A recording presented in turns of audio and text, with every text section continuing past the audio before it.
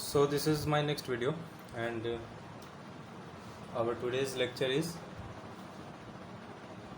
analysis of pre-stress and bending stress. That is our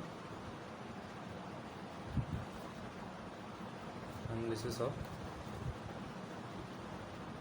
pre-stress and bending stress. So in the previous video I have told you about simple bending theory, and from that theory we get that formula, that is F by Y is equal to M by I is equal to E by R. We have obtained this formula in our previous video, and also I have given some theory and about simple bending. So the same we are going to use in the analysis of pre-stress and bending stress. So the same type of bending is going to happen like we have done in simple bending. So same simple bending theory is applicable here also in pre-stress bending when a load is when the beam is loaded. Okay, so same theory. So assumptions are also same because both the theories are same. So these assumptions are mainly basic assumptions in this analysis of pre-stress and bending stress. So our first assumption is like same simple bending, that is concrete is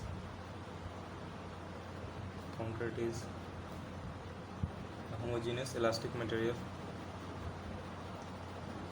homogeneous elastic material. Okay, and the second assumption is within the range of working stress,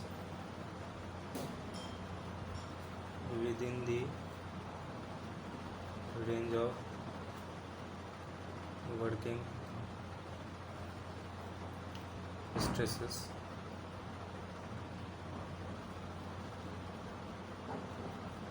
both concrete and steel behave elastically. Both concrete and steel behave elastically means we are going, the Hooke's law is applicable here, and that is elastic, and its deformation is elastic deformation. Okay, and we are neglecting any amount of small creep. Okay, and our third assumption is a plane section before bending remains plane after bending. A plane section before bending is going to remain plane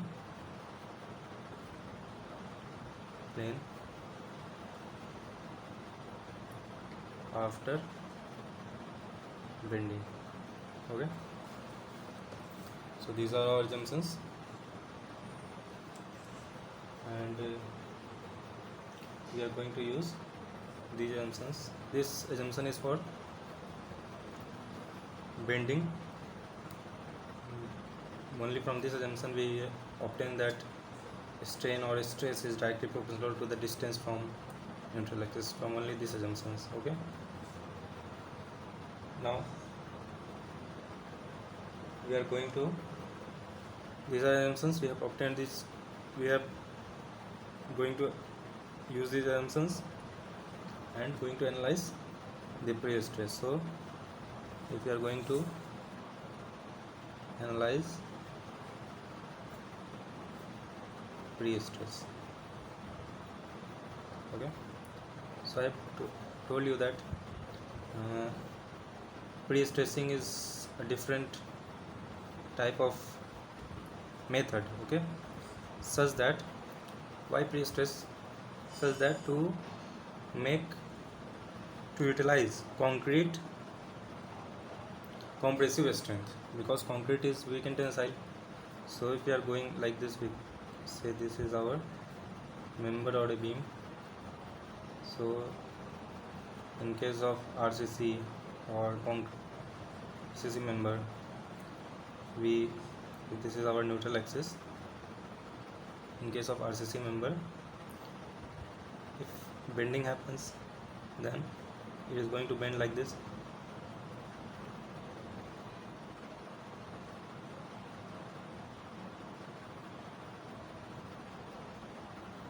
If it is loaded, and it is going to bend like this.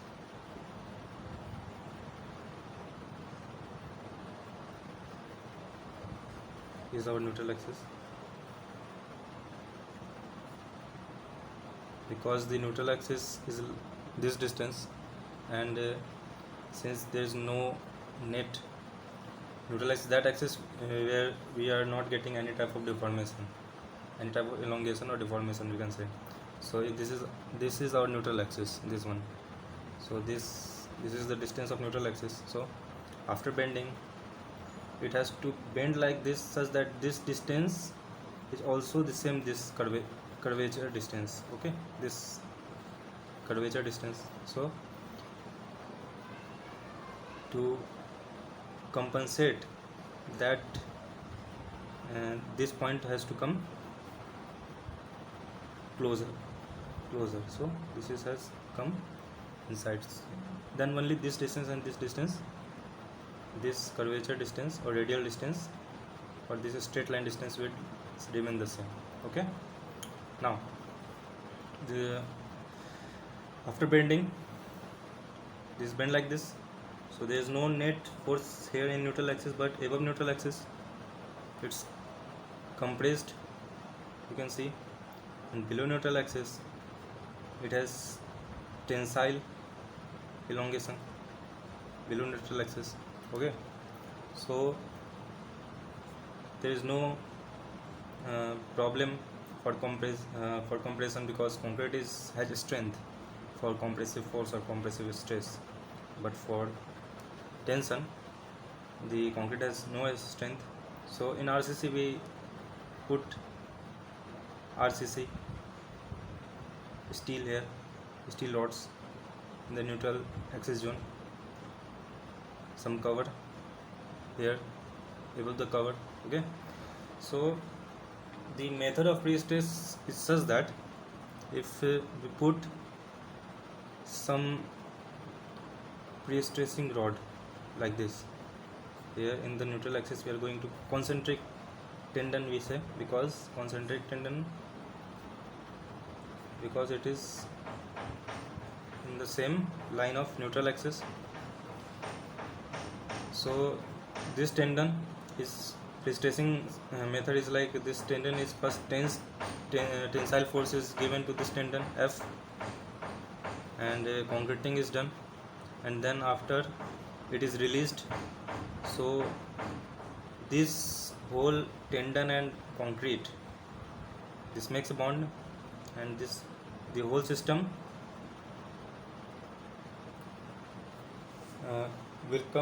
will become such like that there will be net compressive force, because this was in tension, but after concreting it has made bond.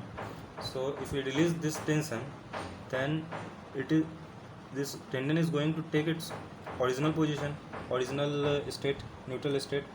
So it is going to compress, but in that way it is also going to compress the whole member or whole section or whole concrete, okay. So due to this, initial pre-stress is going to come in this whole member or whole section from top to bottom. There is going to stress that is we call pre-stress. So this pre-stress will be equal to F divided by A, okay. because F is our force, pre-stressing force, and A is cross-sectional area, and this is uniform pre-stress, uniform stress. So this is a pre-stress generated is F by A. Okay. So this will be a uniform pre-stress from top to bottom. So if we are going, and we can also say this is direct stress because it is in the same direction of it is perpendicular to the section, so this is direct stress. So this pre-stress is F by A, okay, for a concentric tendon. Now we call, if you have written this F, we can also write it as P. So then it will be called a pre-stressing force P, okay. And for sign convention we take P as positive for direct compression. For compression we say P as positive, okay. Now this is a neutral axis Na, and this is in the same neutral axis we put the tendon. But if the tendon is not here and it is below the neutral axis at any distance E, then we call this eccentricity. E is our eccentricity, okay, eccentricity. So if it is not concentric, then it is eccentric tendon. We call this as eccentric tendon. If the tendon is not here but below the neutral axis at any point, at any distance E, then we call it eccentric tendon. This one is eccentric tendon, and this one is concentric tendon, okay. So this is eccentric tendon, and if the same amount of pre-stressing force is here, then it will cause a moment to the section, and that moment we say is P into E. So this will be our moment generated due to eccentricity. So this is called moment. M is equal to P into E, okay. Now A is our cross sectional area, so this area is A, okay. And so you know moment of inertia or second moment of area. Moment of I is moment of inertia or second moment of area of section.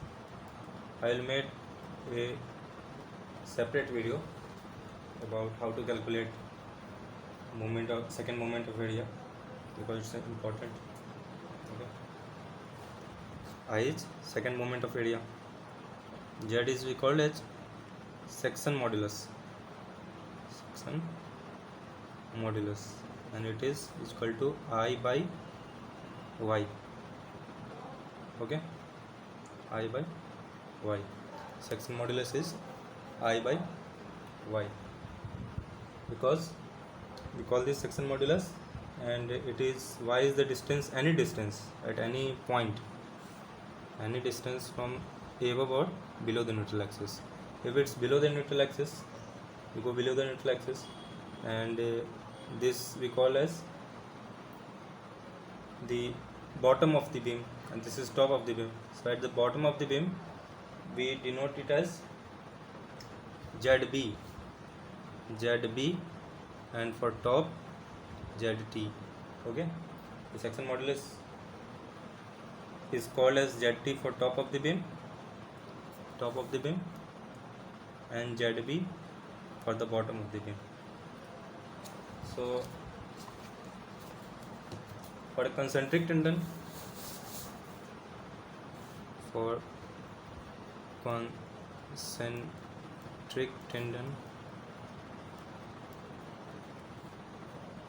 there will be only a pre-stress equal to P by A. Only this pre-stress. Okay, no other bending stress or due to eccentric moment, no other stress, only initial pre-stress of is equal to P by A. Okay, for eccentric tendon,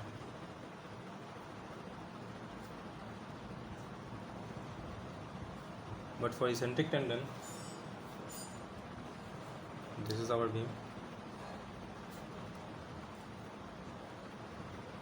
and this is our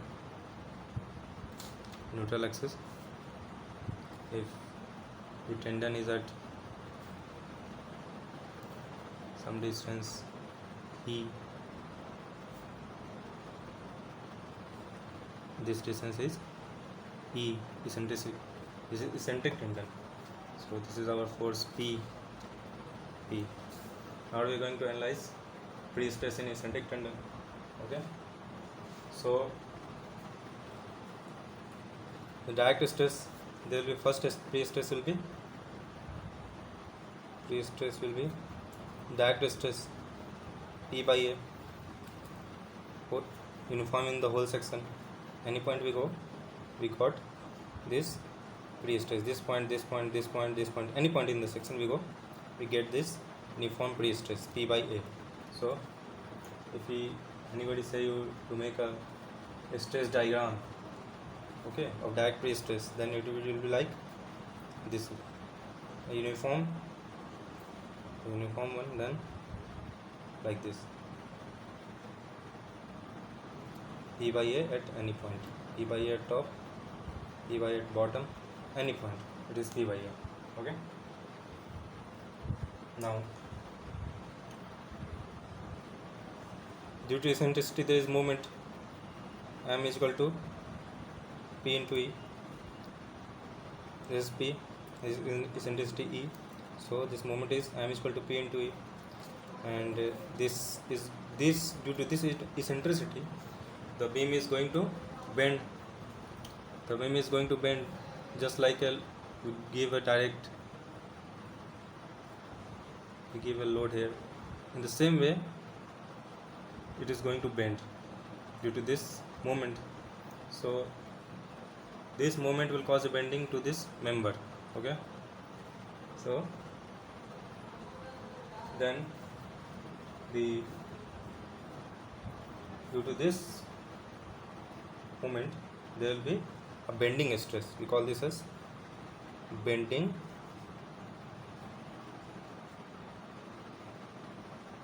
stress, and this bending stress is equal to M. We have to use this simple bending formula, F by Y is equal to M by I. F by Y is equal to M by I. So F is our stress, bending stress. So F is equal to M by I into Y. Okay, so this bending stress we have earlier in the previous video we have obtained this F by Y is equal to M by I. So thus bending stress F is equal to M by I into Y. Okay, now this part I by Y we call as section modulus. So then I by Y is called as Z. We replace I by Y from Z. So then our bending stress F is equal to M by Z is equal to, M is here, P into E by Z. Okay, so for the top of beam, this bending stress Ft is equal to Pe by Zt, and for the bottom of the beam this bending stress Fb is equal to Pe by Zb. So I is second moment of area is same for any point for the whole section.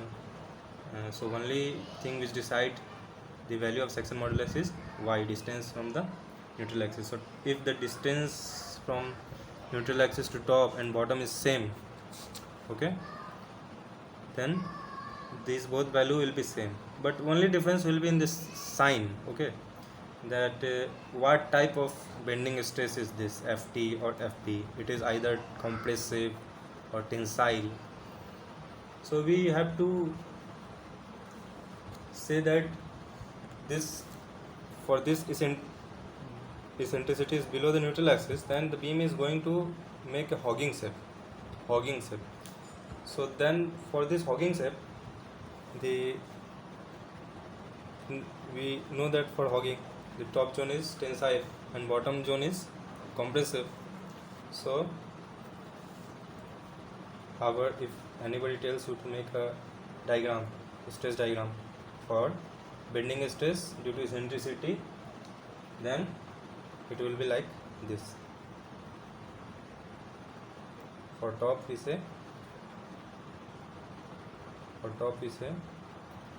PE by ZT. For neutral axis bending stress is 0, and for the bottom PE by ZT. Okay, and since the compression one is positive sign convention, then tension one will be negative. Okay, so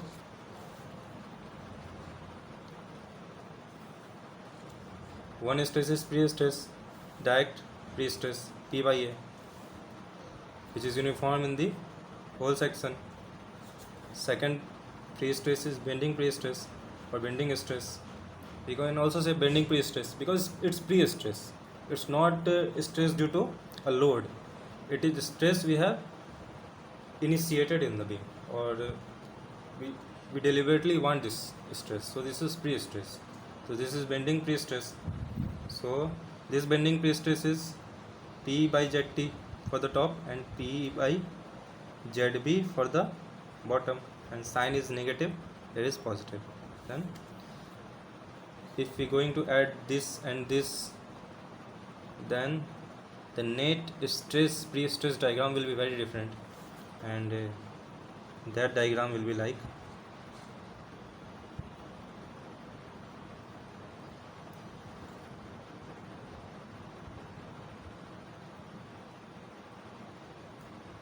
this one is minus, this one is plus, and this one is whole plus. This is P by A, any point. This is P by ZT. This is P by ZB. Okay, so adding these two, the net stress diagram will be like this.